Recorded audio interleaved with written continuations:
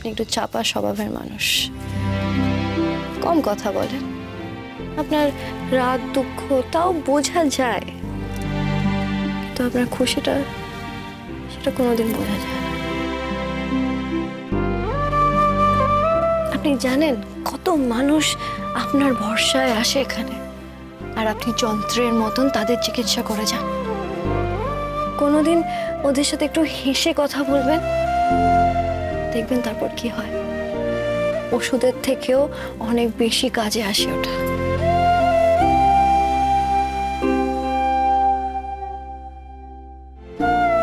কারণ আপনার খুশির সাথে ওদের খুশিটাও জড়িয়ে থাকে।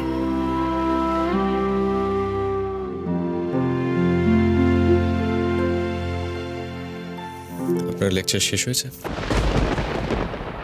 গুরুজি, আমি শুধু আপনাকে... আপনার স্যুপ খেতে গিয়ে আমার অনেক সময় নষ্ট হয়েছে। এবার দাঁড়িয়ে দাঁড়িয়ে আপনার জ্ঞানের কথা শুনতে পারি না আমি।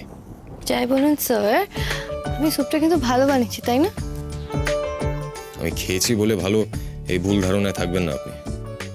আমার মোটেও ভালো লাগেনি।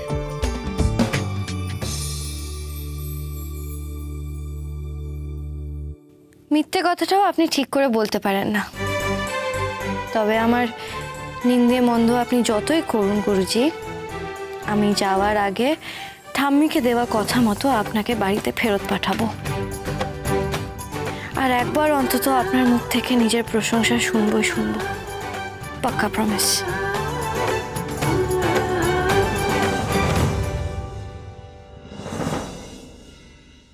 সমরেশ উজান এখানে এসেছিল।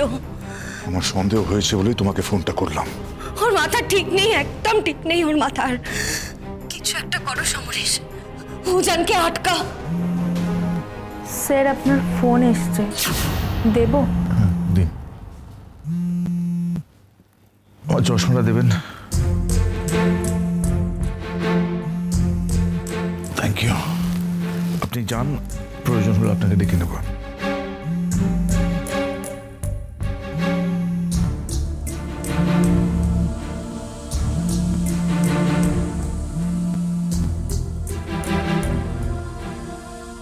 বলো। সমরেশ, সমরেশ এখন কেমন আছো তুমি?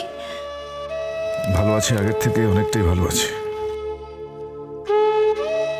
আর আমার রাজা, আমার রাজা ঠিক আছে তো? ওর জ্বরটা... চোখের দেখা অনেকক্ষণ দেখিনি, তবে খবর সবই পাচ্ছি। জ্বর থেকে উঠেই কাজে লেগে পড়েছে। কি শুনলাম? খুব উইক। সে তোয়াক্কা আর কি করে? ওর কাছে তো জেদ চাই সব। কেন রাজা এই অবস্থায় আবার? নিজের দিকে ফিরেও তাকায় না একবার। নিজেকে নিয়ে ওর কোনো মাথা ব্যথা নেই। আমি জানি না নিজেকে কষ্ট দিয়ে আনন্দ পায়। সত্যি কি তাই? নিজেকে কষ্ট দেওয়ার মধ্যে কি সত্যি কোনো সুখ আছে? আসলে ও এইভাবে আমাদের শাস্তি দেয়। আমার ব্যাপারে কথা হচ্ছে বুঝি?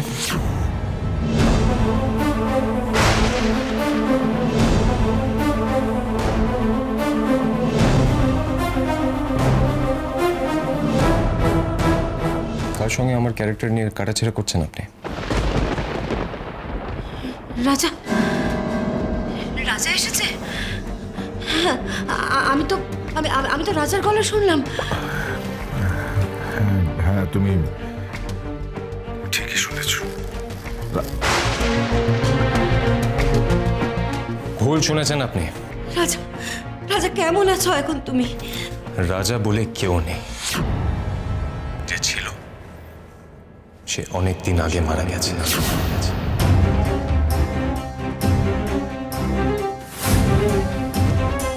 এসব তুমি কি বলছো রাজা?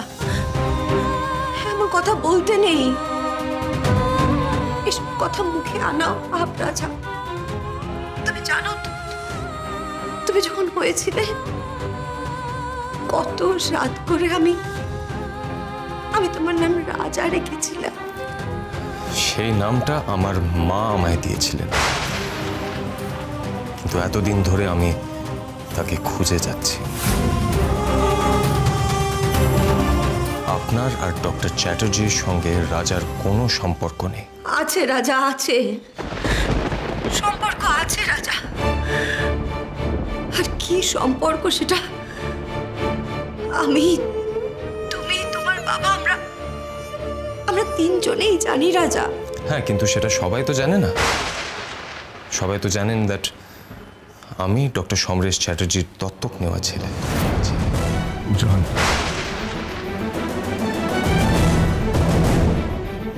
দেখুন ডক্টর চ্যাটার্জি,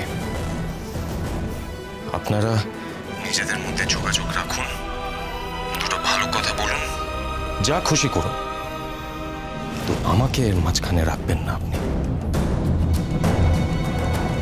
ফটো দাও।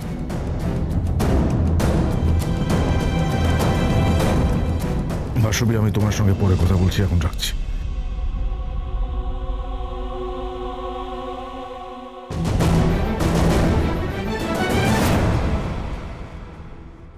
কেবিনে আসার আগে নক করে আসা উচিত ছিল। ডক্টর চ্যাটার্জি, এখানে আপনি একজন পেশেন্ট হিসেবে ভর্তি হয়েছেন।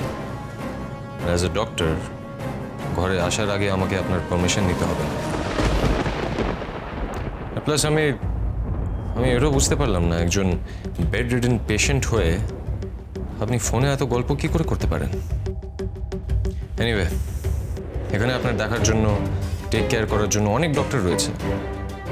যে কারণে আমি এখানে এসেছি সেটা হচ্ছে আপনার রেজাল্টস পাওয়া গেছে, আর রেজাল্টসে আমি দেখেছি আপনার লেফট আর্টারিতে একটা ব্লকেজ আছে। ব্লকেজ খুব সামান্যই, ছোট, কিন্তু আমার ধারণা যে স্টেন্টটা বসানো উচিত। That's not required. মানে আমরা মেডিসিন দিয়ে সেটা ঠিক করতে পারি। It's not required. না না, তুমি ক্লিয়ার করে বলো, তুমি বলতে চাইছো যে আমি ভুল বলছি? ইয়েস।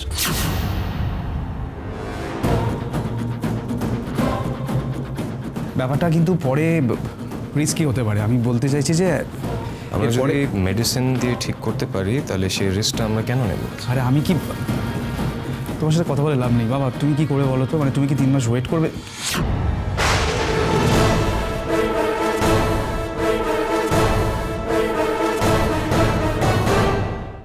বিহান উজান ওয়ার্ল্ডের প্রথম 5 জন হার্ট সার্জনদের মধ্যে একজন। ওর উপর ভরসা করাটাই তো স্বাভাবিক, তাই নয় কি? মানে তুমি আমাকে ভরসা করবে না? কোন একটা ম্যাগাজিনে কি একটা লিস্টে কোন 5 জনের সাথে লেখা বেরিয়েছে, তার জন্য তুমি? তোমার উপর যে ভরসা করব বলছো, কেন করব বলতে পারো? ভরসা করার মতন এমন কি কাজ তুমি করেছো বিহান? আর এই বিষয়ে কথা বলতে আমার ভালো লাগে না বিহান। তুমি যে কথাগুলো বলছো তাই। না না না না, অসুবিধাটা কোথায় বলো তো? তুমি কিছু লোককে অন্ধের মতো ভরসা করো, শুধুমাত্র এই কারণে তুমি একদিন বিপদে পড়বে, তুমি মেনে নিও। সরি সরি স্যার, একটু আসবো? এসো হিয়া, এসো। কেমন আছেন স্যার এখন? যতক্ষণ বেডে শুয়ে আছি ততক্ষণ ভালো আছি বললেও তো কেউ বিশ্বাস করবে না। এনিওয়ে, উজান কিছু টেস্ট আরো করবে বলল। তবে হ্যাঁ, আমার পায়ের ব্যথাটা একদম ভ্যানিশ। আই এম গ্ল্যাড তুমি তোমার কথাটা রেখেছো।